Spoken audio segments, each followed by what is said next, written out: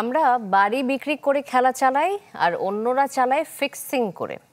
Fixing এর সাথে জড়িত যত বড় ক্রিকেটার বা ফ্র্যাঞ্চাইজি হোক, অ্যাকশন না নিলে বিপিএল এর সাথে না থাকার হুমকি ফরচুন বরিশাল চেয়ারম্যান মিজানুর রহমানের।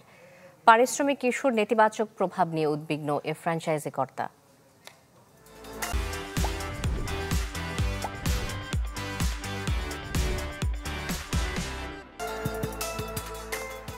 ফিক্সিং প্রমাণ করা কঠিন। গণমাধ্যমে বেশ কিছু ক্রিকেটারকে নিয়ে সন্দেহের কথা উঠে এসেছে।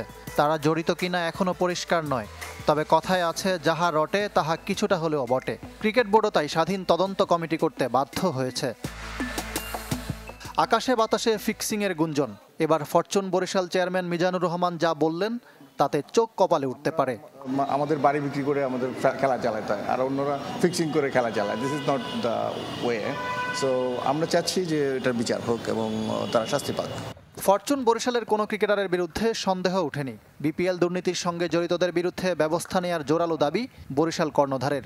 তা না হলে এই টুর্নামেন্টের সাথে ভবিষ্যতে না থাকার হুমকি দিয়ে রেখেছেন মিজানুর রহমান। এটা যদি না করেন তাহলে দেশের ক্রিকেট ধ্বংস হয়ে যাবে। আপনাকে এটার অ্যাকশন নিতেই হবে। সে যত বড় মানের প্লেয়ারই হোক, যত বড় মানের ফ্রাঞ্চাইজি হোক না কেন, আপনাকে এটার অ্যাকশন না নিলে আমাদের মতো মানুষ থাকবে না। সোজা কথা, একেবারে সিম্পল ইস্যু। আমরা টিকবো না। শুধু ফিক্সিং নয়, পারিশ্রমিক ইস্যুর প্রভাবও পড়েছে বরিশালের মতো দলের উপর। রাজশাহীর ঘটনার পর এখন নাকি অগ্রিম টাকা ছাড়া আসতে চাচ্ছেন না বিদেশিরা। বরিশালের কাছে অন্তত কোনো প্লেয়ার, বিদেশি প্লেয়ার কোনোদিন টাকা অগ্রিম চায়নি। বাট রিসেন্টলি আমি একটা ইন্টারভিউতে বলেছি যে আমাদের কাছে পর্যন্ত অগ্রিম টাকা চেয়েছে। ইকরাম হুসাইন, চ্যানেল 24, ঢাকা।